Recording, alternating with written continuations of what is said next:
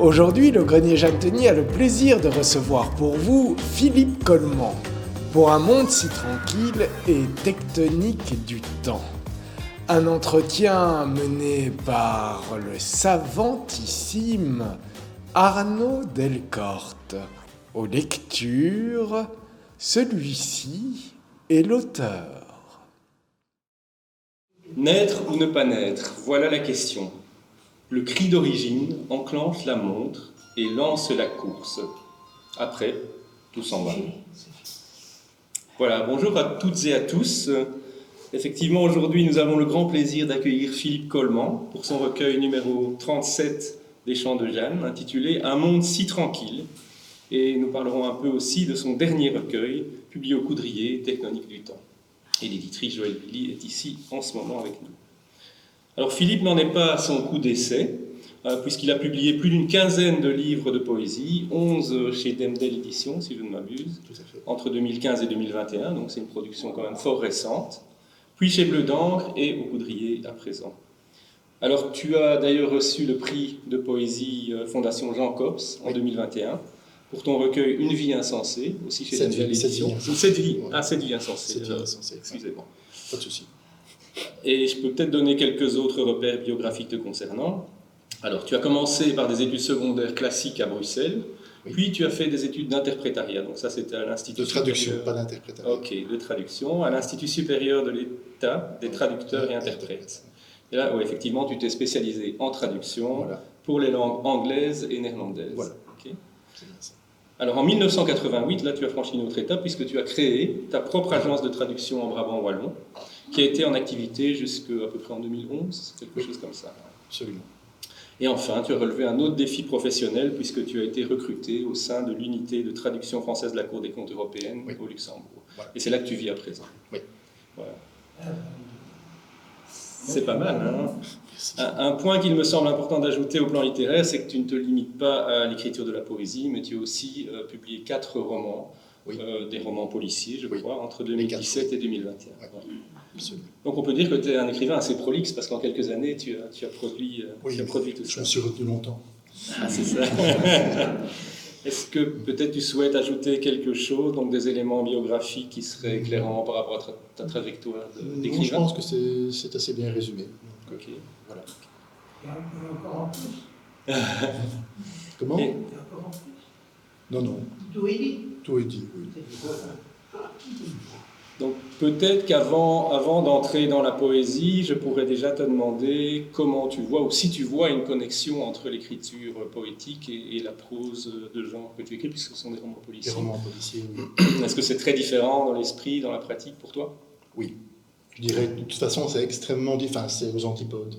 Pour moi, la démarche n'est pas du tout pareille, on ne procède pas de la même manière. Je veux dire, je vais prendre le roman, en l'occurrence, a fortiori le roman policier, exige une approche qui est structurée, charpentée. Je veux dire, au moment où je commence à écrire, enfin moi c'est comme ça que je fonctionne, je sais qu'il y en a d'autres qui ne fonctionnent pas comme ça, mais moi le scénario il est écrit dans ma tête.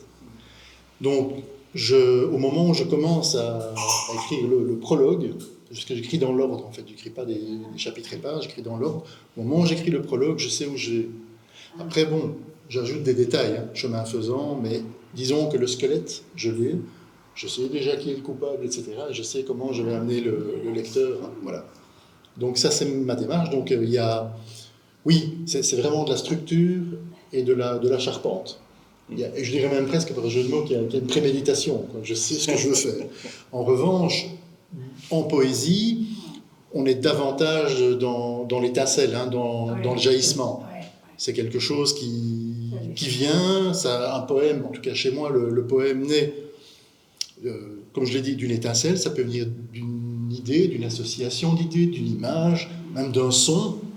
J'y tiens, j'entends un carillon au loin, ça va évoquer quelque chose, et puis de fil en aiguille, je pars sur un embryon d'image, un embryon de vers, et puis souvent le reste se construit autour. J'ai cette chance de...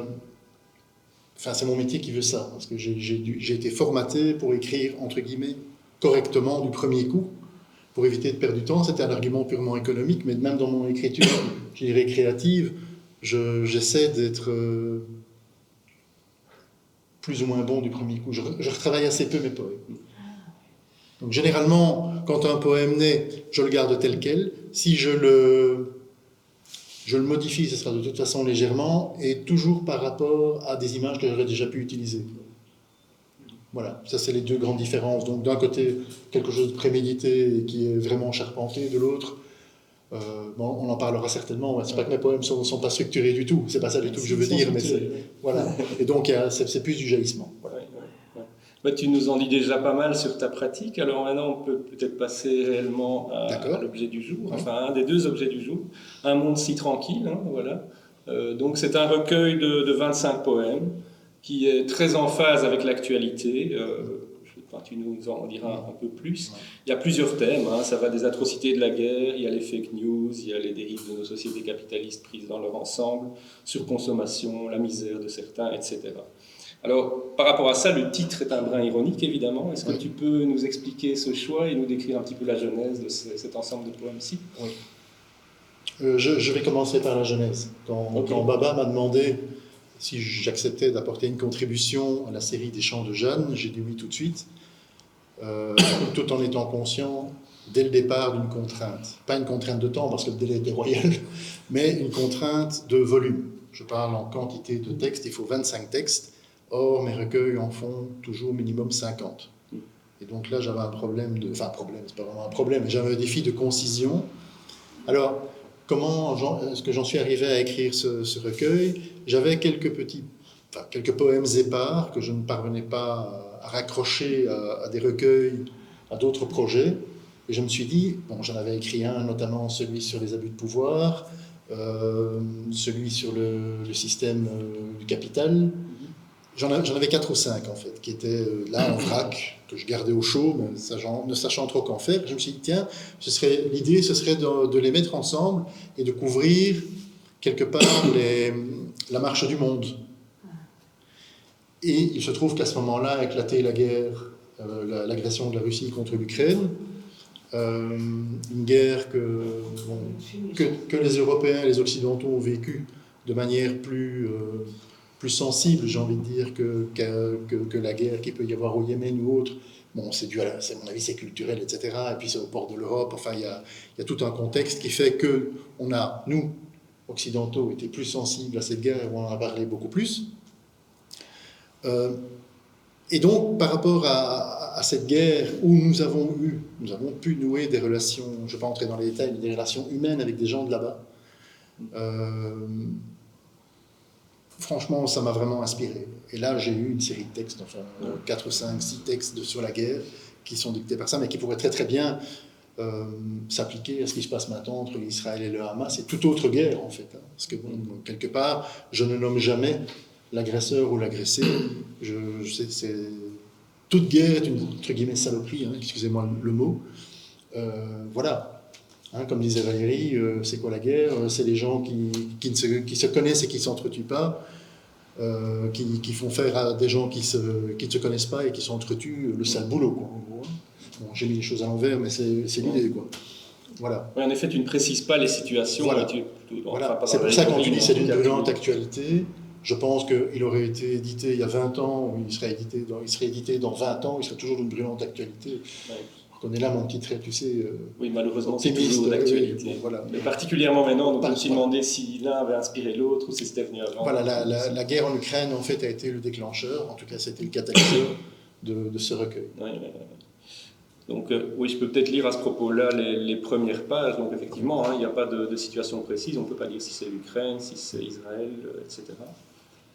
À l'appel des nations, on fait bouillir les sangs dans les chaudrons de haine. La guerre déracine. Déjà, de jeunes veuves briquent le souvenir. Passe sur les photos un index de chagrin qui coud comme un silence aux paupières des morts.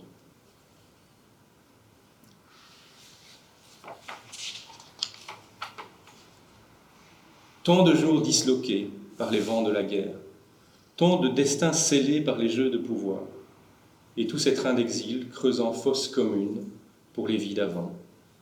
Où va chanter l'oiseau qui a perdu ses arbres? Un petit dernier sur la guerre. Celui-là est très beau, je trouve. Enfin, ils le sont tous. Hein. Merci. Allez dire à l'enfant qui monte mains en l'air les marches incertaines d'un présent mis en jeu, que si sa mère tremble, c'est de le perdre aussi. Touchant. Voilà. Donc ça c'est le début. Est-ce que tu penses que la poésie a vraiment un rôle à jouer là? Est-ce que c'est plutôt une dénonciation, pardon, ou est-ce que c'est plutôt un baume sur nos plaies, disons? Est-ce que le poète doit être témoin? Tu as un avis là-dessus? Mais dénonciation est un mot fort. Je pense qu'il faut être sourd et aveugle pour ne pas voir le problème. Donc, témoin certainement, comme tous les gens qui sont ici, on est témoin des faits, on est témoin de notre temps. Chacun de nous est témoin de son temps. Après, faut-il en rendre compte? Là, je dirais, pour ma part, je ne veux pas être moralisateur. Donc, je n'irai jamais donner des leçons ou expliquer que les gens sont suffisamment intelligents, je pense, pour comprendre où je veux en venir. Maintenant, la poésie, comme tu le sais, c'est un domaine extrêmement vaste. Hein, on a des poètes de types différents. Je veux dire, c'est un spectre à l'extrémité duquel, la première extrémité, on va trouver des poètes qui sont plus dans, je dirais, le contemplatif, la contemplation, qui vont décrire une poésie de l'intime et qui, en fait, non pas qu'ils nient ce qui se passe dans le monde, mais qui en fait ne s'intéressent pas, ne voient pas l'intérêt de le relayer, c'est suffisamment difficile comme ça.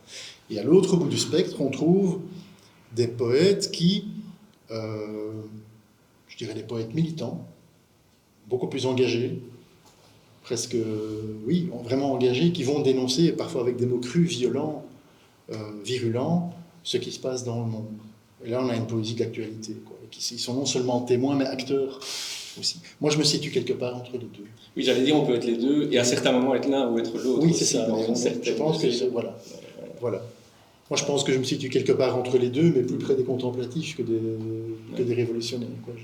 Même si... Mais comme tu dis, on vit dans notre monde, et à un moment donné, c'est naturel d'en rendre compte. Voilà. Ça, je suis d'accord avec voilà. toi, tout à fait. Ouais. Et tu t'intéresses beaucoup au sort des femmes, aussi des mères, hein, dans le poème que je viens de lire, par exemple. Oui. Il y a aussi le texte de la page 18, peut-être tu peux le lire cette fois-ci? Oui, d'accord. C'est aussi sur un peu ce thème, si je ne me suis pas trompé. Ah oui, ça c'est un poème qui est né, je peux donner bien sûr. La genèse de ce poème-là, au moment de l'histoire de la mèche de cheveux en Iran. Et quand je l'ai écrit, j'ai voulu englober aussi tous les problèmes, même dans notre société occidentale, de la femme, entre guillemets, objet, qui reste esclave, enfin, les féminicides, etc. Enfin, ça englobe un peu tout ça. Donc je vous le lis. La parole s'envole dans les voiles du vent, avec le cri des mères et l'espoir de leurs filles. Pourtant, partout, toujours, le cœur des femmes cogne, et tous ces battements lapident le silence. C'est fort. Et alors, avec cette... Bon, il y a quand même quelques pages assez, je ne vais pas dire plombantes, mais enfin, en tout cas, assez lourdes, d'une certaine manière, hein, en termes de contenu. Et avec cette accumulation de situations pénibles, parfois terribles, vient quand même une certaine désillusion, c'est un peu naturel. Et alors ici, page 9, tu dis par exemple « Musée ou étal, sélective mémoire, tantôt galerie de tableaux de maître, tantôt boucherie, des jours dépecés. » Oui. Hein? Oui, parce que l'homme est capable du meilleur comme du pire. Il peut faire du très beau et du très laid. Ouais. Bon, la guerre est arrangée, bien sûr. Ouais. Voilà. Et souvent, alors que même dans le poème, tu laisses entrevoir parfois une lueur d'espoir ou de paix qui arrive, tu t'ingénies à mettre une chute qui nous ramène à la dure réalité. Et là, il y a deux poèmes, page 25, 26, peut-être si tu peux les lire aussi. Oui. Donc ça fait vraiment une chute dans ces poèmes-là, c'est pas toujours le cas. Hein. Depuis toujours, on sait qu'au-delà de la ligne, tout au bout de la terre, il y a la mer longue, comme une nappe souple, que des bateaux repassent sur la table des dieux. Mais fatigués des hommes, les dieux mangent ailleurs. Le 26, tu disais? Je pense aussi le 26, d'accord. Oui. Là-haut, du belvédère, on voit loin sur la mer tous ces petits bateaux sans jambes et sans bras qui surnagent pourtant. Du soleil tombe un ange, dont l'ait le peint sur l'eau comme une palme d'or. Ou est-ce juste un vœu déposé sur les flots? Il y a un vœu. Oui. Est-ce que tu te dirais pessimiste, optimiste ou juste réaliste? Ah, c'est la question. D'une manière générale ou dans ta littérature? Après, tu peux peut-être te défouler du côté des romans policiers. Je ne sais pas très bien. Je ne les ai pas lus, j'avoue. Je me venge. Je ne sais pas très bien. Non, c'est une question difficile. En fait, je pense que je peux être optimiste, pessimiste. En fait, ça me fait penser à une phrase de Pierre Perrin. Pierre Perrin, qui est écrivain, poète, chroniqueur, un homme érudit tout à fait remarquable, qui a sorti récemment chez Almanar un recueil qui s'appelle Des jours de pleine terre, qui est en fait une sorte de recueil anthologique. Et il a l'habitude, enfin, pour la plupart de ses poèmes, de mettre une petite phrase en exergue qui est de sa plume pour introduire le poème. Et il y en a un où, enfin, il y a un poème où l'exergue dit ceci: pourquoi prêter à la lucidité un accès de tristesse? Un pessimiste n'est-il pas un optimiste détrompé? Je suppose qu'on pourrait renverser la phrase. Oui, mais c'est une double vraie question. Si je considère le monde, imagine, le monde est un ensemble de cercles concentriques. Je me trouverai au centre, puisque c'est moi qui, de mon point de vue, je parle de mon point de vue. Le cercle le plus étroit, c'est le cercle de mes proches, de ma famille, des gens que j'aime. Je suis résolument optimiste, extrêmement optimiste, même peut-être trop.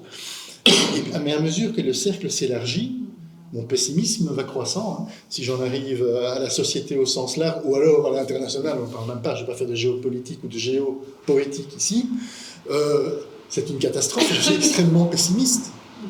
Voilà, oui, mais il faut peut-être se dire que dans tous ces cercles qu'on voit de cette manière-là, finalement, ce sont des êtres humains qui s'y trouvent aussi. Ce sont des êtres humains et que l'espoir, il peut être partout. L'espoir, il peut être partout, mais disons que je suis pessimiste par rapport aux cercles sur lesquels j'ai une influence qui est nulle.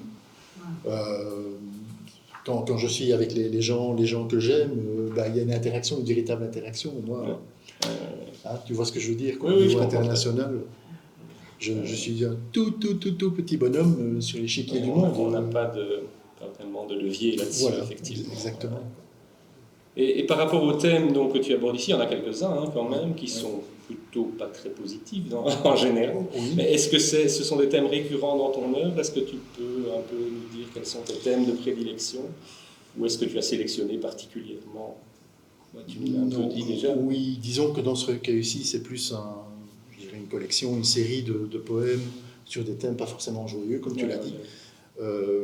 D'ailleurs, le titre, tu disais provocateur, effectivement, provocateur ironique, on tient de l'oxymore. C'est un clin d'œil à Pessoa avec le monde de l'intranquillité, et aussi peut-être un pied de nez aux gens qui pensent que tant qu'on ne touche pas à leur quotidien, tout va bien. Et je pense qu'il faut... Voilà, c'est une espèce de boutade, quoi. Je le présenterai comme ça. Maintenant, les thèmes qui sont abordés là-dedans, ce ne sont pas des thèmes majeurs chez moi. On va retrouver l'injustice sociale, la misère, je dirais le manque de solidarité, etc., plus dans les thèmes qui me sont chers, mais en filigrane.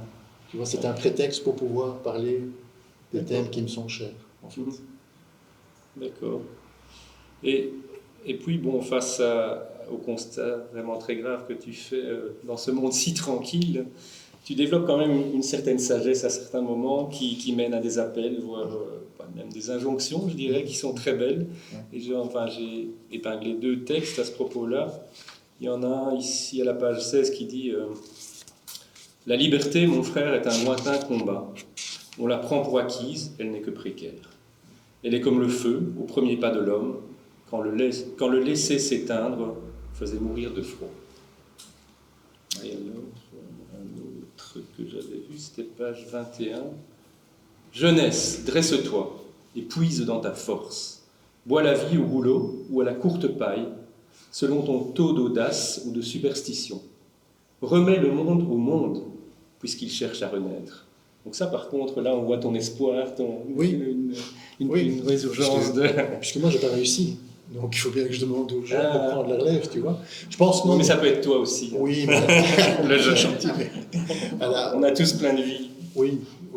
Mais c'est vrai que la jeunesse porte l'espoir. Ouais, ouais. Voilà, font beaucoup d'espoir. Moi, quand j'avais 18 ans, je me disais, je vais changer le monde.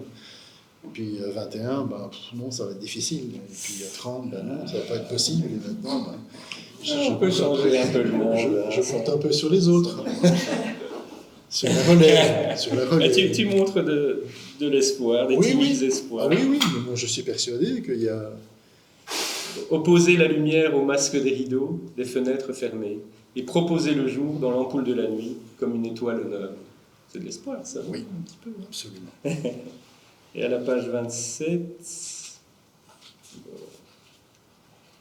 l'amour. Ça, on en parlera un petit peu après.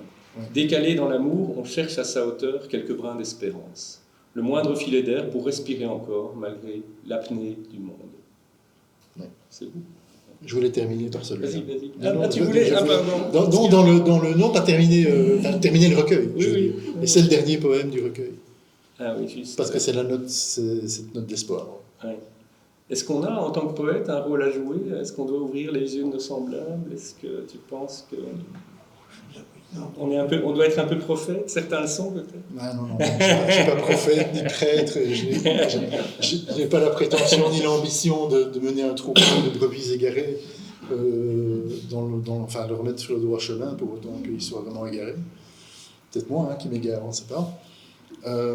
Mais non, je pense que... Non, je pense qu'on n'a pas... Enfin, moi, je n'ai pas vocation à éclairer, ou à ouvrir les consciences, que sais-je. Je pense aussi que il y a des gens qui sont beaucoup mieux placés que moi. Je pense par exemple à des experts comme les historiens, les journalistes, qui connaissent leur dossier, hein, pas les people. Bon. Les journalistes vraiment d'investigation. Les philosophes. Ces gens-là publient des bouquins. Bon, d'abord, ils ont une grande audience, une plus grande audience que moi. Deux, ils publient des bouquins qui sont tirés à des dizaines de milliers d'exemplaires, donc ils ont un retentissement, un impact bien plus grand que peut avoir un poète. Ça me fait penser à Michaud, hein, tu sais, je pense que c'est Michaud qui disait lire, enfin par rapport à... Lui, il voulait que la poésie reste un peu marginale, donc il disait être lu par 100 lecteurs, mais c'est très bien, 200... c'est exceptionnel. 500, ça devient suspect. Ça te donne une idée du personnage aussi, que finalement, la poésie est un genre relativement, oui, je vais dire subversif, mais marginal, quoi. Mais est-ce que pour nous, poètes, c'est pas aussi... l'acte poétique, c'est pas une catharsis qui nous permet finalement de survivre? Oui, je pense qu'il y a de ça. Je pense qu'il y a de ça. Je pense qu'effectivement... dans la poésie, en tout cas, moi, j'y puise une énergie. Enfin, elle me donne plus d'énergie qu'elle ne m'en coûte. Okay. Donc, quelque part, moi, je suis assez gagnant dans l'écriture. Et l'on procure à d'autres aussi. Et l'on procure à d'autres. Donc, voilà. Ça, c'est une génération côté... spontanée d'énergie. Voilà. C'est pas très physique, mais bon, apparemment, en poésie, ça peut marcher. Non, mais c'est écologique. Exactement. On peut peut-être parler un tout petit peu de ton style. Alors... Ouais. J'avais pensé que tu écris en vers libre, mais en réalité pas vraiment. Ou en tout cas, tu écris en vers non rimé, mais par contre, la métrique est vraiment importante pour toi. Oui. Et après, j'ai lu à peu près tout en comptant, et finalement, il y a des... c'est soit des pentasyllabes, des hexasyllabes, c'est chaque fois régulier. Exactement. En tout cas, dans ces deux livres aussi. Est-ce que tu écris toujours des vers réguliers, enfin des vers à métrique Disons que c'est la majorité des poèmes que j'écris, oui. Alors, je ne sais pas d'où ça vient. Peut-être que c'est dû à mes études secondaires, puisque j'ai fait la TAMAT, donc il y a un sens de la scansion. Et c'est sûr qu'en fait, on ne le devine pas nécessairement tout de suite, parce qu'au début, je n'y ai pas fait attention, et puis c'est vrai qu'il y a ce rythme qui s'installe, et à un moment donné, on se dit, oui, mais ça, c'est pas mal tout seul. Alors j'ai commencé à comprendre. Au départ, j'ai écrit beaucoup de sonnets. Parce que je suis entré j'ai entré en poésie par une porte classique, c'est-à-dire par les auteurs qu'on impose à l'école, quoi. Bon, je vais passer sur Villon, Ronsard, Dubélé et compagnie, mais bon, le 19e, bon, Hugo, Verlaine, Rimbaud, Baudelaire, qui pour moi était très important pour son côté sombre déjà. Voilà, donc j'ai continué enfin, j'ai aimé cette poésie-là. Donc à un moment donné, j'ai trouvé ça amusant d'écrire des sonnets rimés, rimes alternées, etc. Et après, je m'en suis détaché, parce que j'ai lu beaucoup.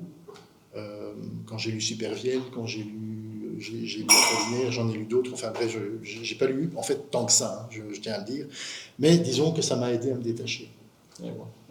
Donc c'est...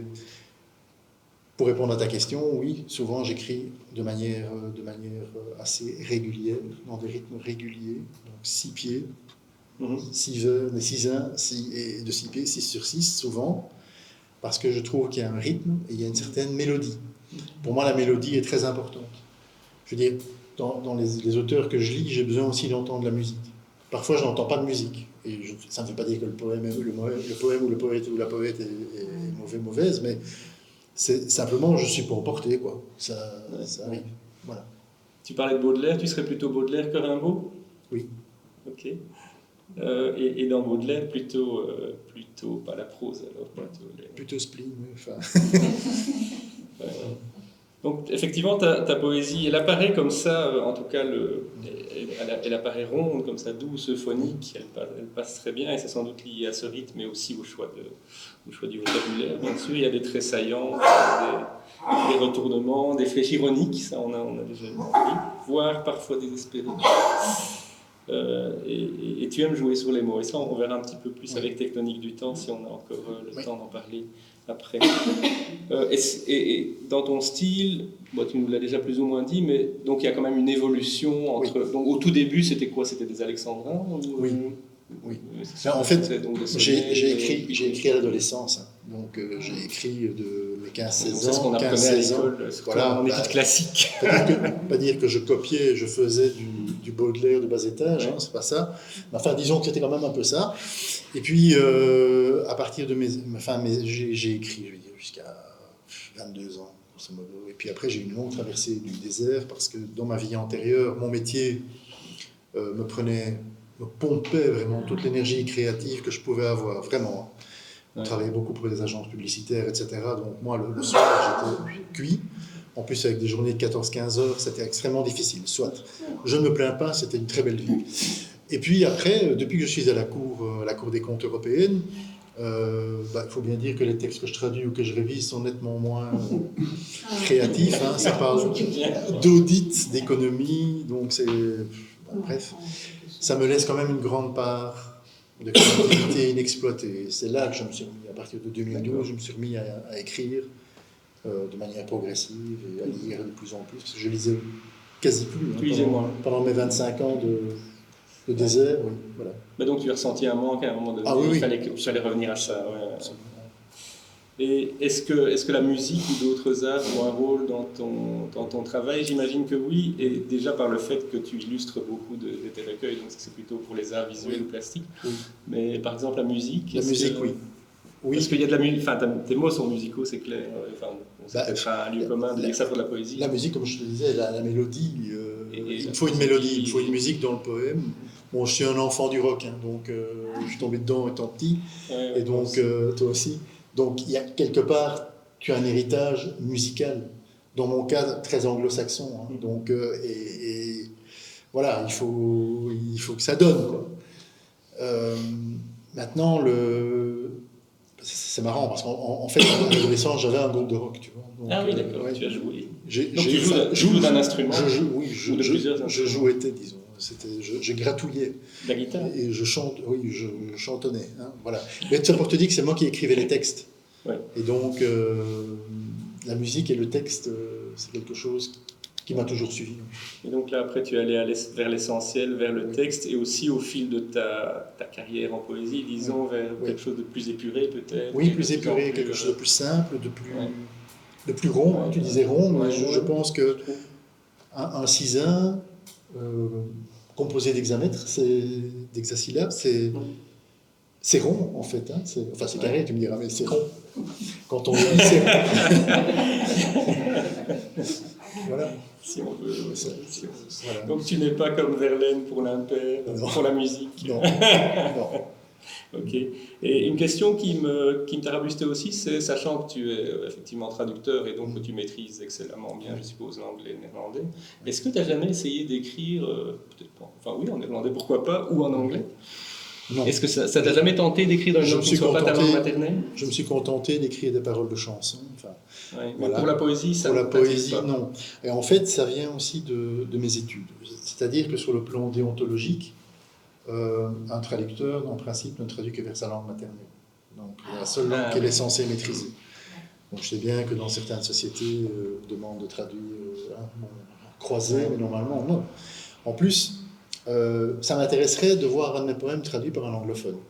Mais, de là à écrire moi-même en anglais, par exemple, je pourrais le faire. Oui. Mais je pense que ça sentirait le francophone qui essaye de faire de Est-ce que tu l'anglais. lis de la poésie en anglais dans le texte J'en ai lu. des poètes américains en anglais? Yeats, j'ai lu Yeats, Oui. j'ai lu Whitman, enfin, oui, mais c'est très différent. Hein. Oui, évidemment. C'est très différent.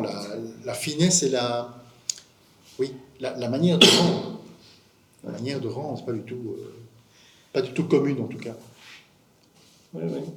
Oui, non, je peux comprendre, effectivement. Et tu as été entraîné à justement le faire dans un sens et Oui, pas dans l'autre sens voilà. aussi. Voilà. Et quelque part, bon, on est né dans sa langue maternelle et c'est ce qui vient le plus naturellement. Voilà. Ouais. Et on peut maintenant, à moins que tu veuilles encore lire un ou deux textes du Monde si tranquille, sinon on peut passer J'en ai tout pas doucement comme ça en tête. à Tectonique du temps. Alors ça c'est Tectonique du temps, c'est un livre qui a été publié, comme je disais tout à l'heure, au Coudrier par Joël Billy. Alors c'est un très beau titre, déjà Tectonique du temps, on pourra peut-être en parler. C'est un livre, j'ai mis une centaine de pages, effectivement, et qui est illustré par une série de photos. Alors il y a 6 ou 7 photos, je ne suis pas très sûr. Et là, peut-être tu peux nous parler directement. Non, on va d'abord parler du livre avant de parler de l'illustration. Donc, dans ce livre-là, je vais peut-être te laisser expliquer un petit peu toi-même quelle en a été l'inspiration, quel thème tu voulais aborder. Oui. Tectonique du temps, le temps est chez moi une marotte. C'est un thème obsessionnel. Je vais commencer par une citation de Materlinck qui me vient là. Je pense que c'est Materlinck qui a dit « né, donc mortel ». À partir du moment où on a compris que tout être qui naît est appelé à mourir, on a déjà compris toute la notion de l'impermanence. L'impermanence, ça veut dire qu'on est de passage, on est là pour un certain temps. Il est quand même assez extraordinaire de constater que tout être humain, nous tous, tous les autres, nous vivons 2 événements mais rigoureusement identiques. En l'occurrence, le premier et le dernier. C'est-à-dire, tout le monde naît, tout le monde meurt. Dans des conditions variables, dans des milieux différents, mais tout le monde naît, tout le monde meurt. Les copains, c'est comme ça, c'est inéluctable. Et entre les deux s'écoule une période de durée variable, marquée par des événements aléatoires. Voilà.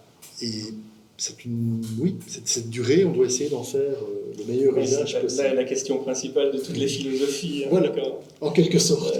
Oui. Donc, tout ça pour te dire que voilà le thème. Le thème, c'est le temps, l'impermanence. Oui, donc là, si tu peux le prendre comme les stoïciens et les bouddhistes, et que du coup, tu te dis qu'il faut se détacher des choses et du monde matériel. Oui. Ou C'est alors tu pas évident, peux y plonger à corps perdu, Voilà. comme d'autres. Voilà, exactement.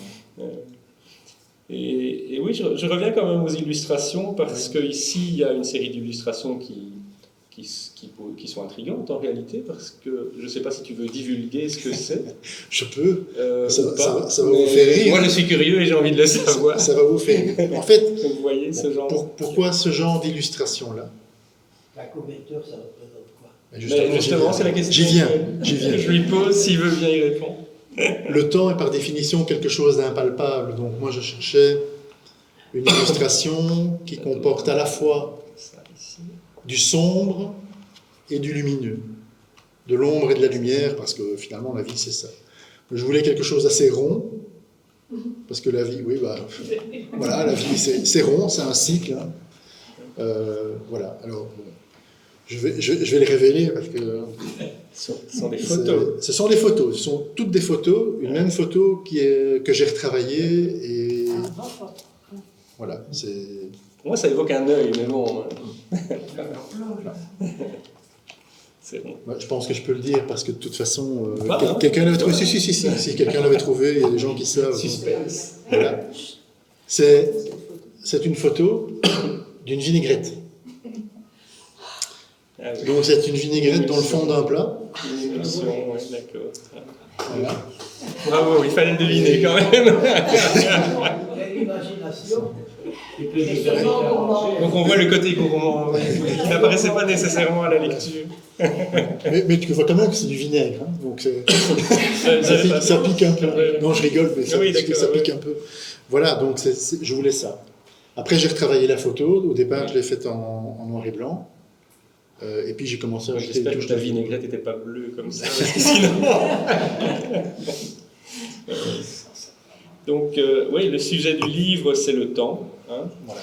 Mais tu l'as déjà dit finalement, et pour moi, et aussi comme l'a dit Patrick Deveau, c'est vraiment la condition humaine.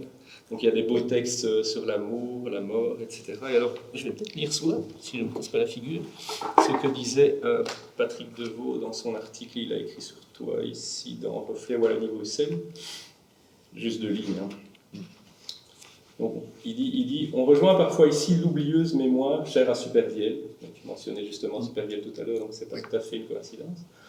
Tandis que c'est surtout la condition humaine qui se fait jour à vouloir transcender la solitude de nos incompréhensions, à rappeler ce délicieux désastre. Je ne sais pas si tu veux commenter, tu te reconnais un peu dans ce qu'il dit? Oui, absolument. Ouais.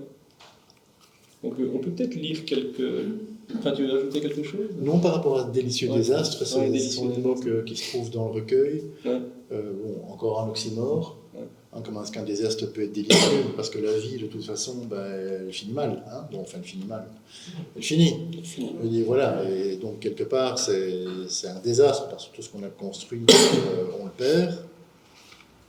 Mais bon, la vie, c'est une succession de gains et de pertes, hein, de toute façon. Mais délicieux, parce qu'on peut vivre des moments vraiment délicieux dans sa vie, quoi. Ouais.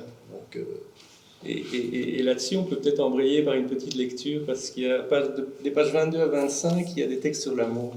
oui. Et si tu pouvais nous en lire 2 ou 3, ou même 3 ou 4, par là. L'amour est l'antidote au poison de l'ennui. Et le temps creux devient une peau de tambour que le cœur fait rouler en battements serrés. En ce petit matin, toujours cerné de nuit, alors que les maisons s'étirent en bâillant, je te serre plus fort sous les draps silencieux, le timbre et l'enveloppe d'une lettre d'amour. Jaloux mais magnanime, le temps ferme les yeux. La vie est flamboyance quand tu viens dans la brèche. L'amour est au pinacle, l'amour, la mort au pilori. Pas une ombre ne plane sur la plaine du cœur. Le ciel immense règne d'un invincible bleu. Le monde est ce baiser déposé sur mes lèvres. Je lis le dernier aussi. Dans les bras, Oui, si tu veux. dans les bras de l'amour, on devine dès l'aube le goût fruité du jour. La lumière mordit, bouscule l'habitude. On partage le souffle, le silence et le reste. Le temps n'en pèse pas, les heures enlacées. Donc là, le temps montre le bout de son nez, mais il est neutralisé par l'amour. Est-ce que tu veux dire un mot là-dessus, sur le pouvoir de l'amour, sur ce qu'il est capable de faire? L'amour est l'antidote. Hein. Je pense que c'est le meilleur antidote qui existe. Je pense que c'est la première force vitale.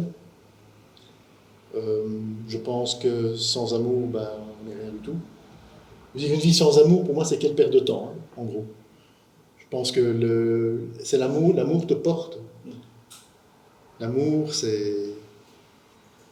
te rend invincible, quelque part. Je pense que c'est quelque chose qu'on ne peut pas te prendre. On peut saisir ta bagnole, ta maison, mais ton amour, personne d'extérieur ne peut te le saisir. Je pense que c'est quelque chose que tu portes en toi. Et être dans l'amour, c'est pas aussi une manière d'être dans le présent. Hein, c'est-à-dire que quand on est dans ce sentiment amoureux, finalement, on vit vraiment au présent. Oui. C'est-à-dire que... Absolument. Maintenant, il y a plusieurs types d'amour, on pourra en Ça discuter rejoint- longuement. L'amour est pour moi la première condition du bonheur. Bon, le bonheur, c'est pas une longue ligne droite. On dit, tiens, ça y est, on est dans la béatitude permanente. Je pense que, je suis de ceux qui pensent que le bonheur se mesure à l'aune de l'instant que l'on vit, c'est-à-dire l'intensité du moment. Être amoureux, être dans l'amour, c'est être dans l'intensité du moment, et donc ça alimente le bonheur, enfin en tout cas, moi oui, c'est comme ça que ça fonctionne. Alors, il y a une belle préface aussi à ce livre de Jean-Michel Aubret. Je ne vais pas vous la lire intégralement, mais peut-être juste un passage. Âge et climat, le temps nous produit dans le même temps qu'il nous détruit. À emporter le bas, il nous porte parfois aux instants d'une pleine présence. C'est ce qu'on disait. À défaut de pouvoir le retenir, on le vit plus qu'on ne le subit. Est-ce que tu es d'accord avec cette affirmation-là? Oui. Ouais. On le vit plus qu'on ne le subit. Ouais. J'aime pas subir, en fait. Donc, Ouais.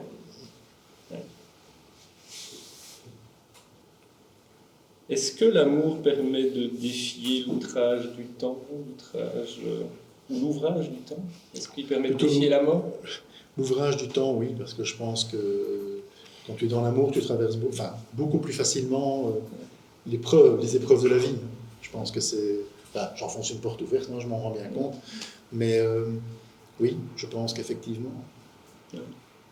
l'amour, bon, de là à défier la mort, oui, pourquoi pas. Pourquoi pas. Si la mort se présente, elle te prendra. Si ton heure est venue, comme on dit. Mais je pense que l'amour apporte quand même beaucoup de force par rapport à la maladie, ce genre de choses. Oui, le fait qu'il y ait un mot fin à chaque histoire n'empêche pas que cette histoire ait une valeur ou un sens. Exactement. Ouais. Alors, j'ai noté quand même dans pas mal de tes textes que le temps et le vent sont associés. Tu parles beaucoup du vent aussi, et souvent ils se font écho dans tes textes. Oui. Est-ce qu'il y a un lien? Pour toi, quel est le rapport entre le vent qui est plutôt climatique? Évidemment, en français, le temps, c'est ambigu, puisque le temps qui fait... Mais bon, je pense que c'est l'autre exception que tu as. Je ne vais pas passer ça au plan météo. Non, je pense que le temps comme le vent sont deux choses qui sont relativement impalpables, difficiles à représenter. Tu parlais d'impermanence, effectivement. Voilà, le vent par essence. Voilà, le vent par essence. Le temps est aussi à géométrie variable. Le temps, si tu passes du temps avec les gens, si tu passes un bon moment, tu vas dire, oula, le temps passe vite. Si tu vas à une conférence d'un type qui est barbant, tu vas dire, c'est pas encore terminé, tu vas dire, ça prend des plombs. Bon, tout le monde a connu ça, quand on était aux études, souviens-toi. Le temps n'est pas linéaire, et que le temps, voilà. Dans un moment d'amour... Voilà. Le vent, c'est la même chose. Le vent, tu peux très bien être au bord de la mer, sentir une brise, te dire « c'est agréable », et puis te balader en forêt comme moi la semaine dernière, où tu te prends du vent, et tu te dis « enfin, c'est pas possible ». Voilà. Donc le vent est parfois très antipathique, quoi. Et le temps, c'est pareil. Alors, il n'a pas la même valeur, selon le moment. Oui, tout à fait. Oui, c'est clair. On peut revenir un peu à ton style. Alors, il y a beaucoup de trouvailles. Tu aimes bien les jeux de mots aussi. Il y a beaucoup de jeux de mots quand même dans Tectonique du temps, même si l'impression globale n'est pas une impression que tu joues sur les mots ou quelque chose qui est ludique. Il y en a, moi j'en ai relevé quelques-uns. Celui que j'ai lu à l'entame de la présentation, Naître ou ne pas naître.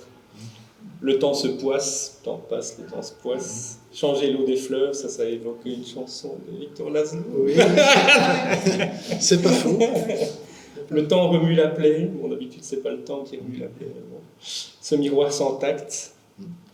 Les souliers du vent, bon, ça fait un petit peu écho à Rimbaud. Le rien qui vaille. Alors, les heures sur leur talon aiguille. Tu parles d'ailleurs pas... Là, on s'en vaut de l'air quand même. Tu parles pas mal de l'horloge. Oui. Enfin, il y a un texte ou deux où les aiguilles, l'horloge qui tourne et tout ça, etc. On tient, deux, tu l'auras. Petite variation. Est-ce que ce jeu sur le mot, il allège parfois un propos grave. Donc, effectivement, ça donne à l'ensemble de ton recueil peut-être une plus grande fluidité. Est-ce que tu veux commenter un peu là-dessus? Ou est-ce que c'est délibéré? Ou est-ce que ça devient... Non, les jeux de mots, est-ce que c'est calculé, disons, ou est-ce que ça vient naturellement? Non, ça vient naturellement. Changer l'eau des fleuves, par exemple, je me souviens précisément comment c'est venu. Changer l'eau des fleuves, parce que c'est un texte qui parle un peu du destin, où on veut changer, en fait, quand on n'est pas content de sa vie, on veut changer la course. Et on se dit changer l'eau des fleuves, le fleuve étant le destin, parce que de toute façon, vers la mer, vers la mort. Donc, L'idée, c'est ça. En fait, je ne joue pas sur les mots. On pourrait le lire, mais je ne sais plus à quelle page il est celui-là. J'avais noté comme ça. De mémoire. Non, c'est pas grave. Mais oui, le jeu sur les mots. J'aime pas trop le jeu de mots. C'est plutôt le jeu sur les mots. Oui. Doit servir l'évocation, le pouvoir évocateur du poème.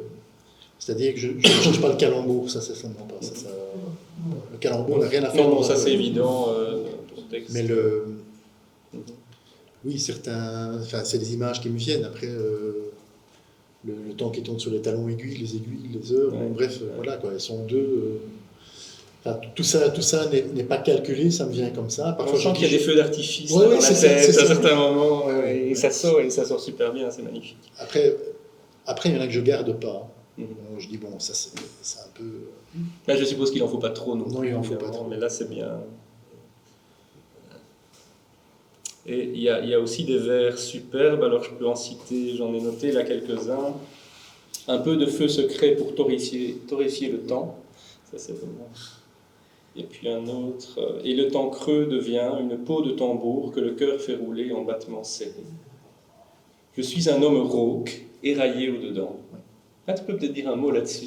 L'homme rauque, éraillé au-dedans. Là, tu parles de toi. Oui, personne. je parle de moi, mais j'exagère un peu. Je dirais, bon, voilà, l'âge que j'ai, bon, je vais avoir 60 ans en janvier, je ne suis pas encore grabataire, mais je veux dire, je suis quand même. Quand même pas, je Ah, quand même grabataire à 60 ans. Non, mais voilà, simplement, j'ai quand même une certaine vie. J'ai vécu des choses, et donc rauque, c'est-à-dire qu'à force de beaucoup crier, tu finis par perdre ta voix, et railler au-dedans parce que j'ai donné beaucoup de moi, et ça a laissé des cicatrices ou des traces. Ouais, la vie nous malmène parfois, c'est voilà. sûr, certains plus que d'autres. Voilà. Mais effectivement. Alors tu dis, ailleurs, tu dis, où le cœur se nettoie avec un gant de crin, je trouve l'image assez jolie aussi. Aucun signe n'existe, autre que le dessin de tes lèvres exactes. Et ça, moi je regarde quelqu'un.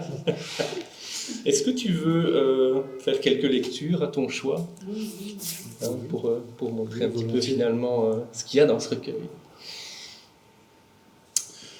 Bon, je vais y aller à l'instinct. Celui-là, je l'aime beaucoup. Enfin, je l'aime beaucoup, je vais dire ça, mais quand je l'ai écrit, ça, Non, mais tu peux. Hein. ça va rejoindre un peu ce que tu disais par rapport à Patrick Deveau. On n'est pas fait pour vivre dans l'abîme du monde. On cherche la lumière et un peu de chaleur dans le regard du ciel. Alors, jour après jour, on tend des mains de mie aux oiseaux du destin en espérant leurs ailes. La condition humaine.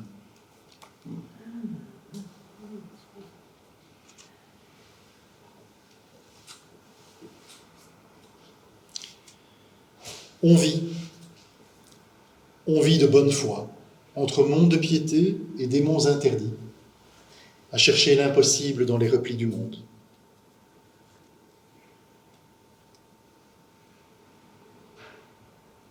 Je vais lire celui avec l'histoire du torréfier le temps.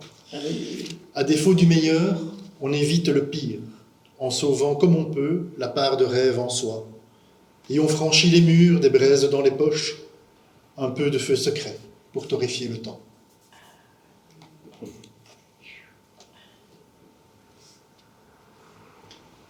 Le rêve aussi très important chez moi.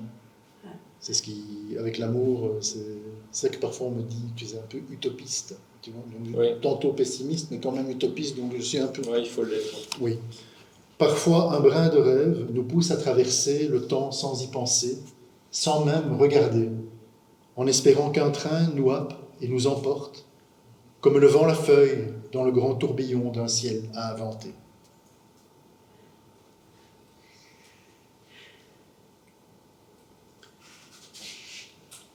Sur l'hiver, puisqu'il approche.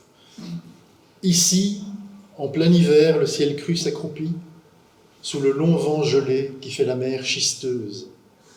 Même le temps durcit. Dans les rues prisonnières des villes tenaillées, les ombres en écharpe sont de suie et de cendre. Même le temps se poisse.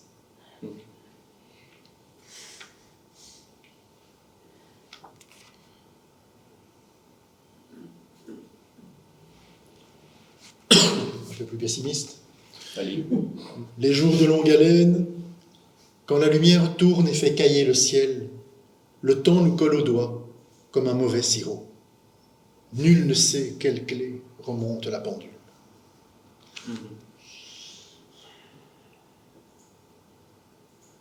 Celui d'Étretat, je l'aime bien. Je sais qu'il y a un grand poète qui m'a dit « Ouais, j'adore ton recueil, mais c'est celui-là, non. » Donc je vais le lire. Je laisse pas effrayer de contradiction. Le monde se répand dans un bruit de camion et une odeur d'argent. Entre-temps, Étretat, de son nid de falaise, regarde effrontément la mer dans ses manilles, et de sa grande aiguille, en pointe de crayon, dessine des mouettes.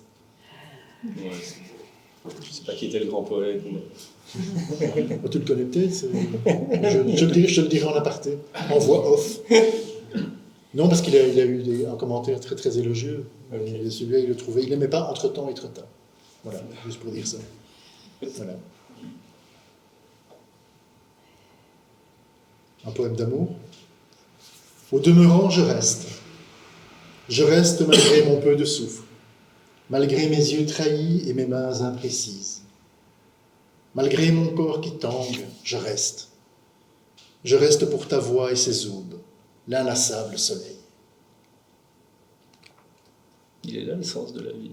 Ah oui.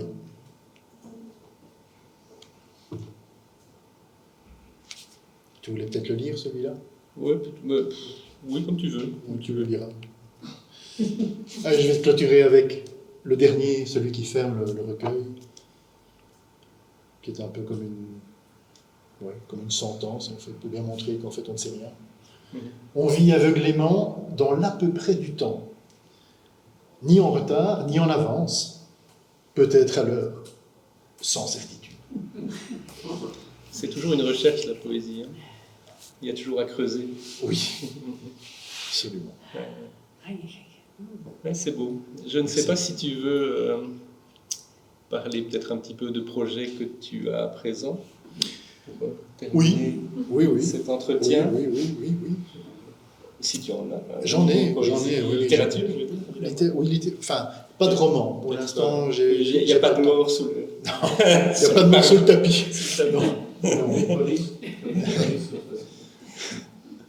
Non, j'ai 3 projets qui sont ficelés déjà sous contrat d'édition. D'accord. Bon, tous les 3 au Coudrier. Je suis genre fidèle, maison d'édition. Pourquoi le Coudrier ? Parce que j'en profite, vous êtes là tous les deux. Parce que c'est une maison dont la philosophie me plaît beaucoup. On n'est pas dans la production industrielle, les gros machins. Moi, je trouve qu'on est dans l'artisanat, et l'artisanat, ça va très bien avec la poésie, selon moi. Donc, pour moi, c'est très important. Je suis ravi que Joël ait donné suite à ces 3 projets. Donc, il y a 2 recueils de poésie qui vont sortir en 2024. L'un qui s'intitule « À la marge du ciel », qui sortira au premier trimestre pour vivre le salon de Virton, tu avais dit plus ou moins plus tard. Voilà, grosso modo. C'est un recueil qui traite également encore du temps, de l'impermanence, qui est en 3 volets. Il y aura un volet qui traite des saisons, mais qui est un prétexte en fait après du temps. Il y a un grand volet qui s'intitule « Surciteur », et qui montre bien qu'on est bien éphémère, surciteur, on est là de passage, etc. Avec quand même des choses assez différentes par rapport à Tectonique. Et puis il y a une dernière partie où là j'ai vraiment isolé les poèmes d'amour, qui s'appellera Confluence. Ça c'est le premier. Ça ne m'a pas frappé en préparant l'entretien, mais est-ce que tu dirais que tu es influencé par les Japonais ou les cultures orientales ou l'écriture ? À mon insu. Okay, oui. Parce que finalement, ce que tu me dis de ton prochain recueil, ça évoque pas mal quand même. Oui, peut-être. Peut-être la poésie classique. J'ai lu des haïkus, etc. Mais je veux dire. Voilà. Donc après, il y a un deuxième recueil qui s'appelle Terrain conquis, au pluriel, Terrain conquis, qui va sortir en septembre à peu près pour le Poétique Bazar, on voit plus ou moins 2024, où là c'est l'histoire d'une vie. Donc en fait, c'est pas autobiographique. Je prends une vie et je la décline depuis. Et c'est de la poésie. C'est de la poésie, oui. C'est un recueil de poésie. Voilà. Et puis en début 2025, là il y a un projet qui tient du récit poétique, assez court, assez succinct. Donc c'est le genre d'écrit que je n'ai jamais fait. Hein. Donc ce sera une première qui s'appelle Crever la nuit et qui est en fait un soliloque, monologue intime d'un homme qui passe une nuit seul à attendre. Ouais, mais ça, c'est de la prose poétique. C'est de la Alors, prose il y a pas poétique. mal de choses qui se font très bien à ce niveau-là. Bon, il y a Antoine Routès qui a fait Mahmoud ou La montée des eaux. Il y a Dany Laferrière, le haïtien, avait fait ça avant aussi dans L'énigme du retour. Et à mon avis, il y a plein de possibilités dans ce genre d'écriture. Voilà, ce sera assez nucléique quand même. Ce ne sera pas un récit qui fait 80 pages, 100 pages, c'est beaucoup plus petit.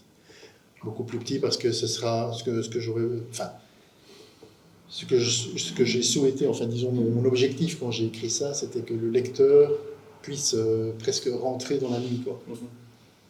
Donc on verra si j'ai réussi ou pas. Mais... Ok. Voilà. En voilà du travail. Le travail il est fait. En voilà du travail. Oui, enfin c'est pour toi maintenant le travail. Voilà. Voilà, je pense qu'on a à peu près fini cet entretien et je vais quand même encore lire le poème dont je parlais tout à l'heure que tu n'as pas lu. Qui pour moi se rapproche même de l'aphorisme, hein, et que je trouve vraiment super bien trouvé. La jeunesse bat des ailes, la vieillesse bat de l'aile. Une aile a dû tomber au cours du long voyage. Ça résume tout. Puis ça fait écho à des tas de choses. Ok, merci beaucoup Philippe Coleman pour cet entretien. Merci. Je ne sais pas si c'est l'usage, mais s'il y a peut-être des questions du public à Philippe. On se demande combien de temps sa création artistique prend sur son travail officiel. Rien du tout, parce que je mets à profit mes nuits. Ça me tombe dessus. Pas pendant le travail. Pas pendant le Pas travail. pendant le cours des cours. Non. Non. Ben voilà, Non. merci beaucoup. Merci Arnaud, c'était très agréable. Avec grand plaisir. Merci. Et pour vous remercier de votre participation à ces masques et la plume, Philippe Coleman, cette rose qui ne devrait être pour vous qu'une pierre de Ronsard.